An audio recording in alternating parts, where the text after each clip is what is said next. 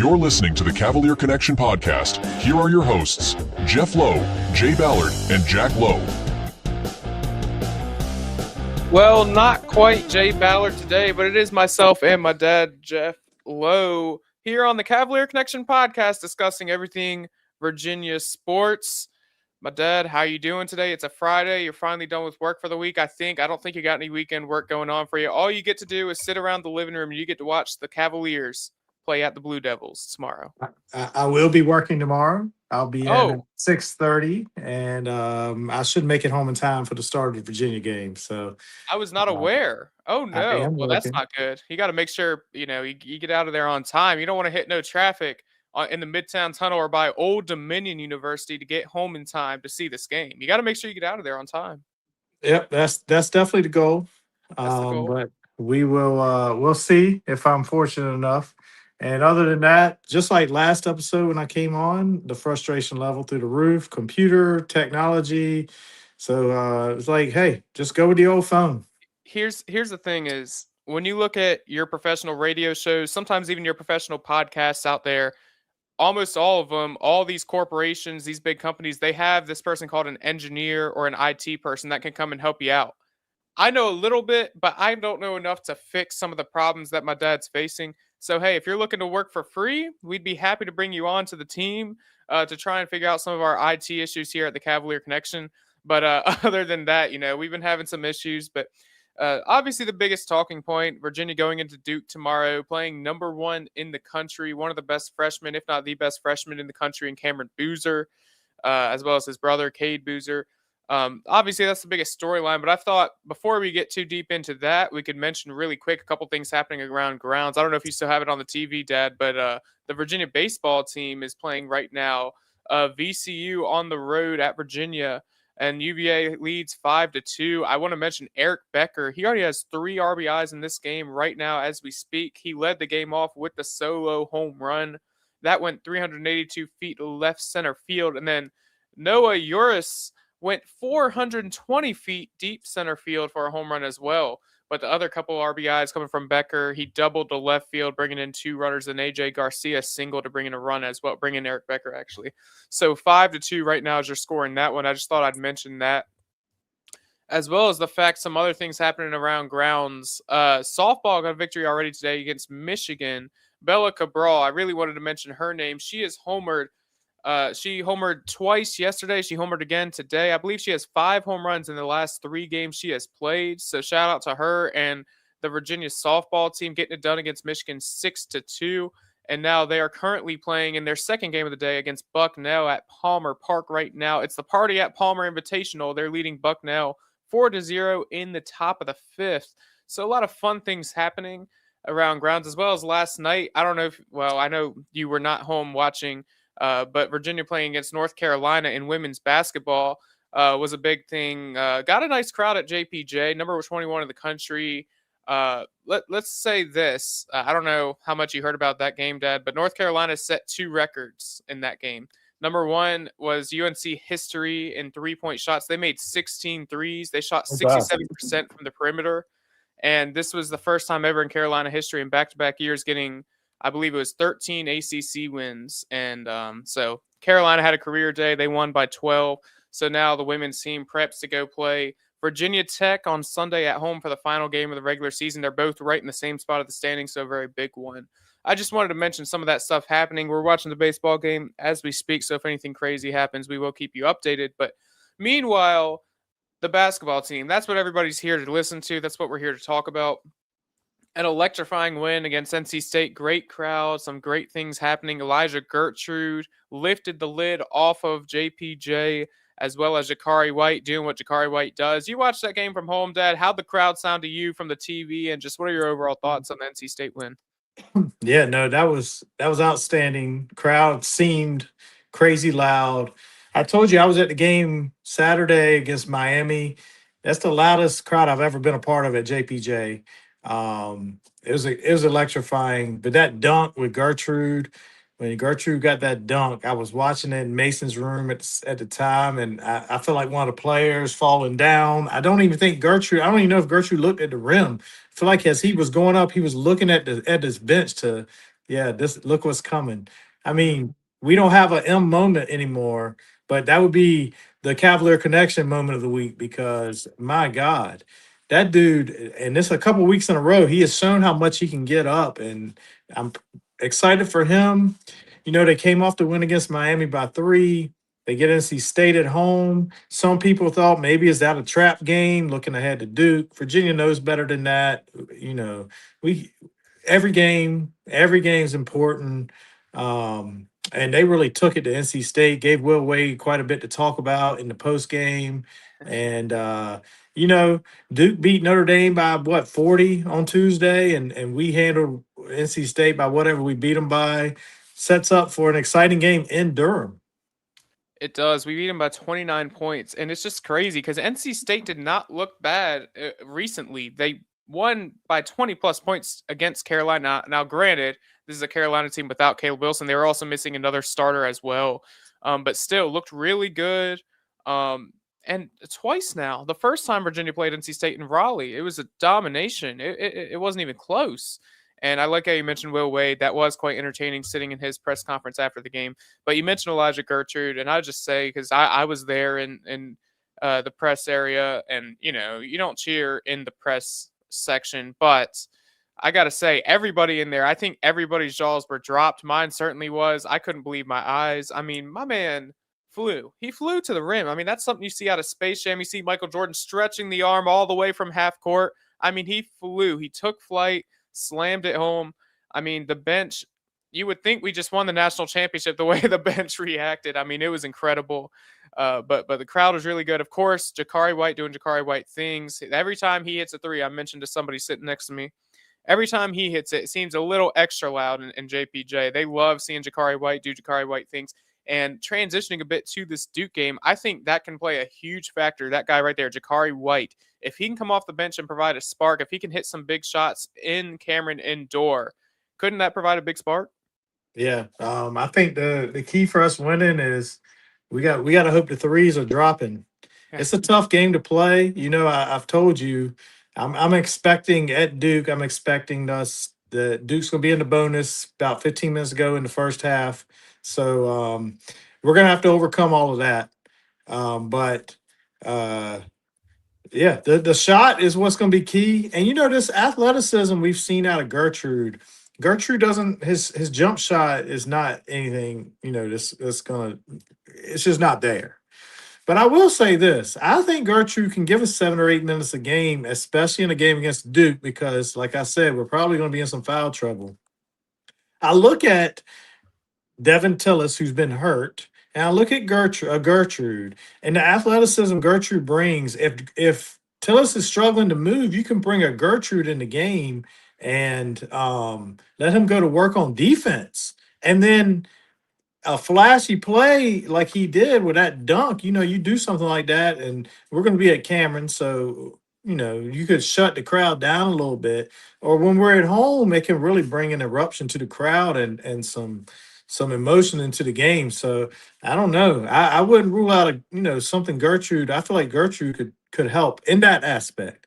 But when it comes to the scoring, like you said, and I was reading our friend Two Guard was saying that and he was talking about Tice DeRitter, that his sources tell him that this guy, this is what he's living for, is this game, because this is where he can show what he's made of in the NBA scouts and going against, a potential #1 draft pick in Cam Boozer. So I'm excited to see what he does. I hope he's okay.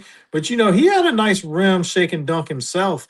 It's like he was like, you're not going to stop me. I'm just going right to the rim and I'm dunking. So, we'll see. It's a tough game. It's a tough game. Yeah, I can tell you this. At least I don't think so. I don't think DeRitter is going to be doing that kind of play against Duke. He's not just going to say, I'm taking over. I'm just going to slam it no matter what you think.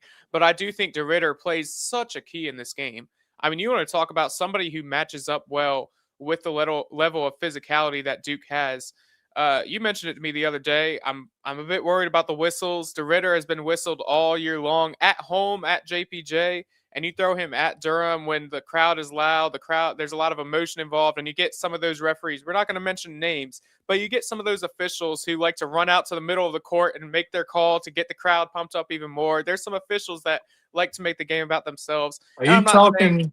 Are you talking about Ayers? he might be one of them. He might be one of them. There's a He couple. was at William and Mary last night He for was at William and Mary last night. for William and Mary Northeastern. Wow, I you know know he he was at walked the state in. game, right? Yeah, he walked Yeah. in with some swagger when he came onto the court. I'm the big dog here. I- Travis says UVA wins. I hope you're right, Travis. I hope you're right as well. I love that you mentioned that. We live in the Tidewater area, and I grew up and we went to ODU games my whole life. Ayers has been doing it what feels like forever. He's always at the TED. He always walks in. He's doing the jogs. He's getting pictures of himself. I feel like, and he probably takes. I mean, you should take your job seriously, but he's one of them. There's a couple of them, and I'm not saying this game's going to be about officiating, but what I am saying is, you made a great point to me the other day that Virginia can get in foul trouble very quickly. The way that DeRitter plays, the way that Grunewald plays, Onyenso, how physical they are. And Duke is very similar in that. But when you play at Cameron, that's just the way it is. It's a home court advantage. I'm not saying – I mean, there is something wrong with it, but you have to know that going into the game. So you've got to be careful because if they're in foul trouble, we're screwed. Without DeRitter, without Grunewald, without Onyenso, we're screwed. But speaking of Grunewald, how about his game against NC State? He looked really good, and he could play a big factor in this game as well. Yeah, Grunewald has come on strong. It started the Miami game. He was outstanding. And then it transitioned to the NC State game. Grunewald looks like a different player the last two games. And I know that I read his family was at that Miami game. It's like you watch these cooking shows, these competition shows where they make it all the way to the end and the family gets to visit and the competitor says, that's exactly what I needed to get me to the end. That's what it felt like. Grunwald's been rolling. But a lot of and I think he may have had 5 block shots in that game in the first half, maybe against NC State. But those block shots that we get against NC State, against Miami, in Charlottesville, some of those are going to be called fouls just because. And they can be clean as clean can be, but the refs are going to get caught up with that noise and that whistle. And the one more thing, just off of what you were saying with DeRitter, I thought, and the one thing I said after the Miami game, I think Greg Medea may have asked Odom about this in the post game. I think DeRitter's defense is much improved. Early in the year, he picked up a lot of dumb fouls. A rebound, transition, silly foul. And he picked up one, I think, against NC State, actually. But they have cut down big time. I think his defense, he's moving his feet much better. But like you said, he might get caught up in that excitement and try to do something they shouldn't do. And a hack in the backcourt or something, a foul that we don't need to pick up. So hopefully he won't do that. We are deep. We are a deep team. If the shots are falling, we're a 9.5-point underdog, I believe, right now. Yes. So, we talked about it. Jay and I talked about it. I don't remember if you were there. If you take the L this Saturday, if that means you beat Virginia Tech, if it was flipped, and we both said, give me the Virginia Tech win because at Duke is a tough place to play. And we don't want to lose to Tech twice. We don't want to lose to Tech at home. And talking to my supervisor today, we were talking about it. Can you imagine if we were to beat Duke and then we beat Wake Forest and Virginia Tech beat us to keep us from winning the ACC? That would be something else. That'd be rough. We can't have that. We can't have that at all. But this is still up there for games you want to win. And I think I agree. Yeah. I think I have to have the Tech win, especially it's senior day too. And you just don't want Tech to come and ruin your senior day. But this game is huge, and this rivalry has been great. I think it's only getting better now that you have, you had John Shire take over Coach K, and now you have the new era for Virginia. You have Ryan Odom, and this is creating for what could potentially be a really great rivalry for the next however many years, just like how Bennett and Coach K was, and Bennett and Coach Roy for North Carolina was, and Jim Boeheim and all that. It's kind of setting the new era for the ACC now. You have Hubert Davis and John Shire, Odom, and all these new coaches. But yeah, you mentioned the cooking show. We watch a lot of cooking shows in this household, so we would know all about that. And Grunewald talked about that in the post game press conference. It's great having his family here. They were actually there for the NC State game as Okay. well, and I think they were. I don't remember when they were leaving, but that was the last game they were going to see. And this is the first time he's ever been far away from family like that. So he that So means what we need is a GoFundMe. We need to keep the family in town until end of April. We need the family traveling with the team at all times until the end of April. So here's the thing: is unless we can get our these guys hooked up with whether it's credentials or something. I just took a look at the ticket market today for that Duke game, and let's just say, unless you want to pay 4 figures, you're not getting into this building. So, I mean, the tickets are crazy. That's a parent. That's a parent. There's a parent section, and he's there. His parents are there. Get them in there. We can get them in there. We can get them in there.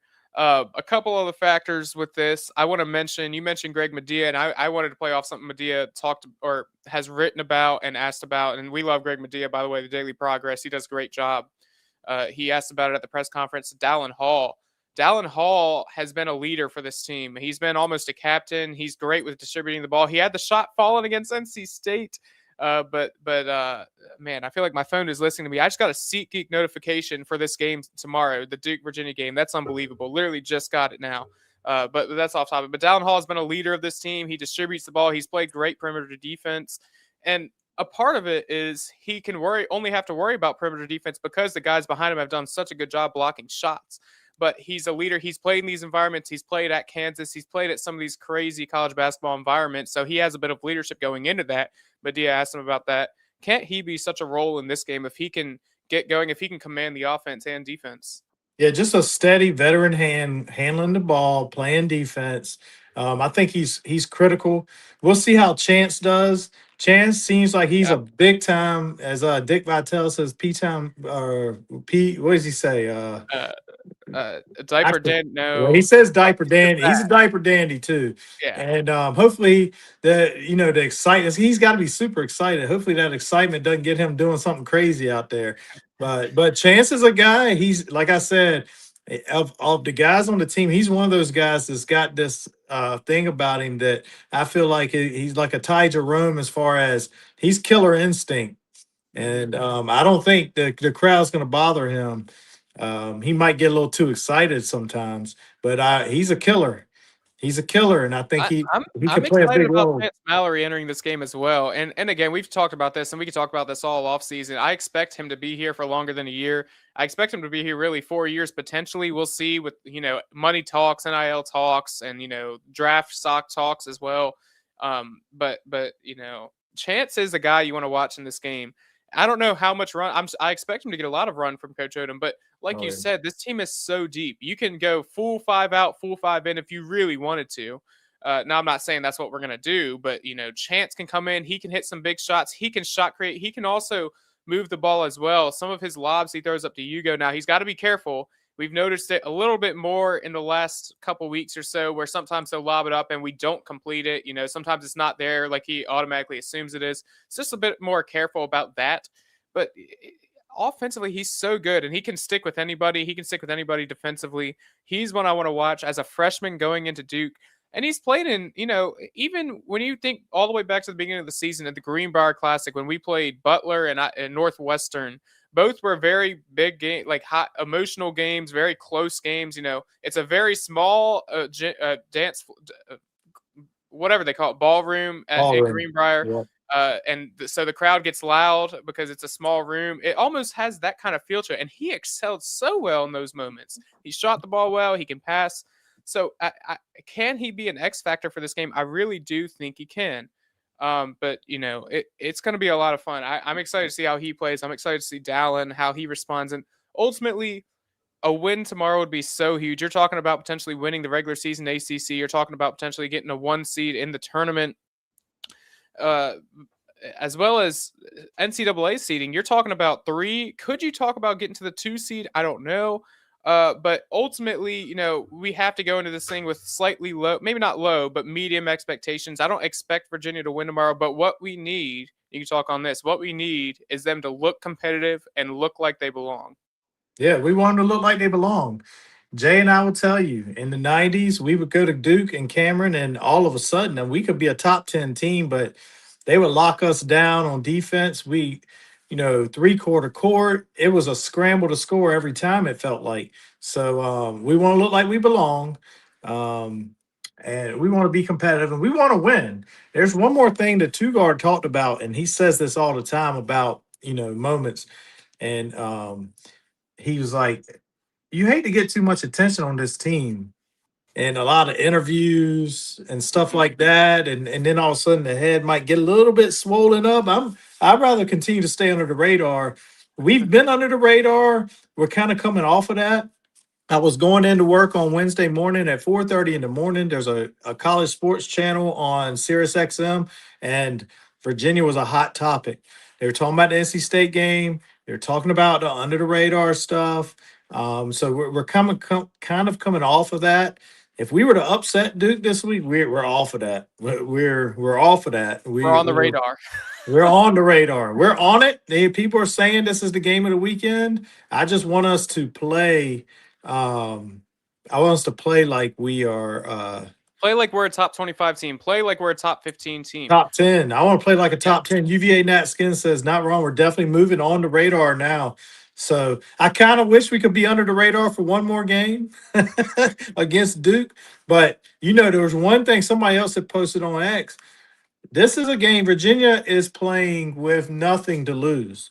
Nobody sees us beating Duke. Nobody thinks we can go in and beat Duke. We need to play as loose can be. Because if we lose, we were supposed to lose. We're at Duke. They're the number one team in the country. We haven't beat a number one team since 1986. If we win, holy cow! All of a sudden, this is now we a top 8, top 5. So nothing to lose. Go in there and let's put on a show. Just lay it all out. Yeah, really. And if Virginia does lose this game, we can still very much get the 2 seed in the ACC tournament.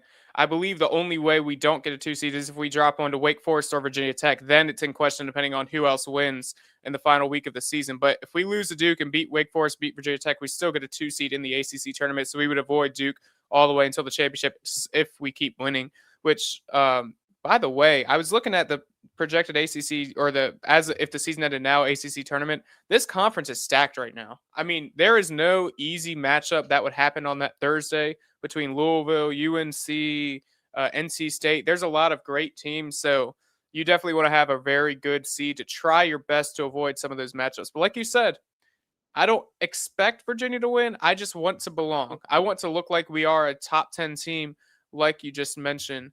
Have a feeling if we only lose, if it's by 10 plus, don't see us losing a tight game with how many we've played. I could see either side. I could easily see us getting blown out of this game. I really do. And I really hope that doesn't happen. It's the type of game where the emotions are high. It's a big crowd. If this was at Virginia, it would be a whole different story. But because you're playing at Duke, the national media is talking about you. You're on, national TV, primetime at noon. But the only thing is we just haven't been blown out. But I'll say this. I could see Duke getting a decent lead. If we lose the game, I could see Duke getting a decent lead on us. And, we tend to make runs. And maybe even if we lose and we cut it down to 6 or 8 points and it makes it look better than maybe the game was. But there's another side of me that says we can win this game. If our guys are shooting when they're on, like we're hard to beat, and we've got size. I know Cam's this big boy inside, but guess what, Cam? We got big boys inside too, and we got 2 of them, and we got 10 fouls between the 2 of them, just in Grunewald and in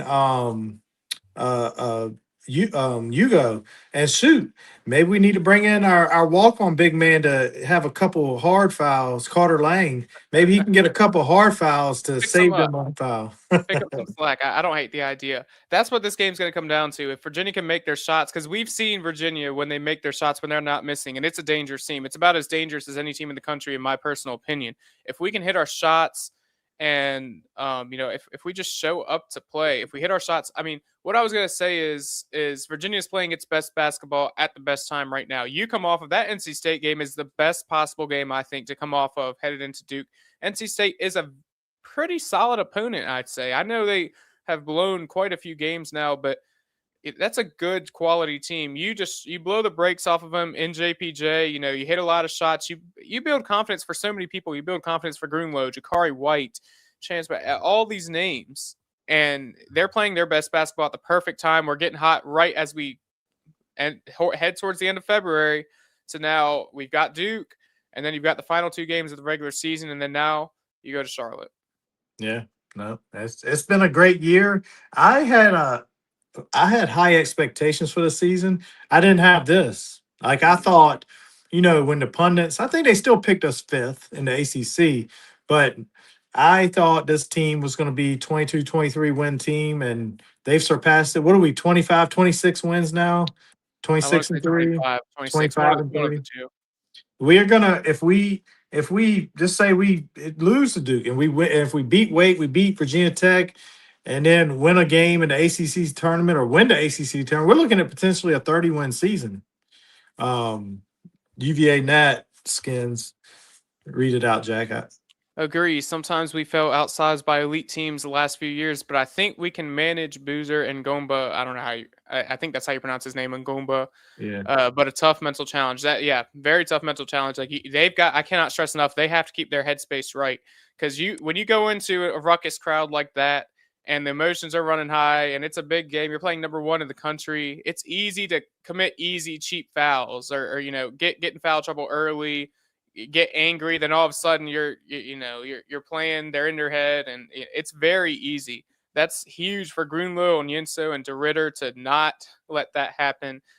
You can foul, but let's not commit 3 fouls in the first 10 minutes. And one more thing about being competitive, we want to be competitive.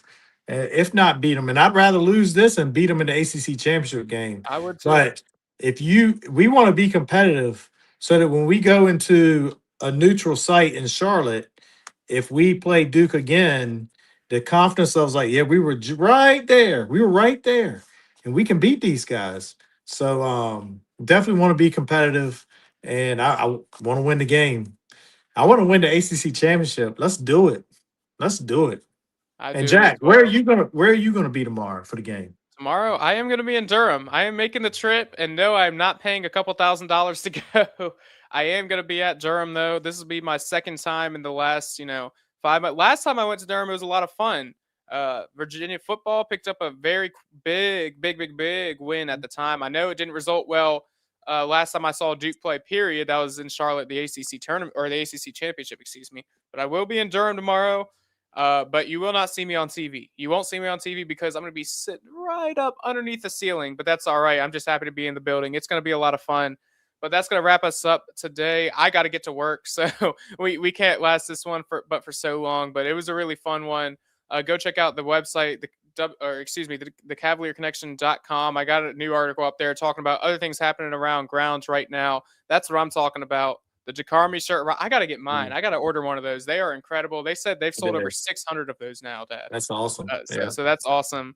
But go check out thecavalier.connection.com and all the social medias, YouTube, Facebook, The Cavalier Connection, and at Go Who's podcast on the X. And one final update from the baseball game. It's the bottom of the 7th. Virginia leads VCU 5-2 at home. Lucas Hartman on the mound right now, going to the top of the 8th, actually. And again, Eric Becker led off the game with a solo home run. And he already has 3 RBIs on the day. So that's going to wrap us up tonight or today, this afternoon. Whenever you're listening, go Who's. Go Who's.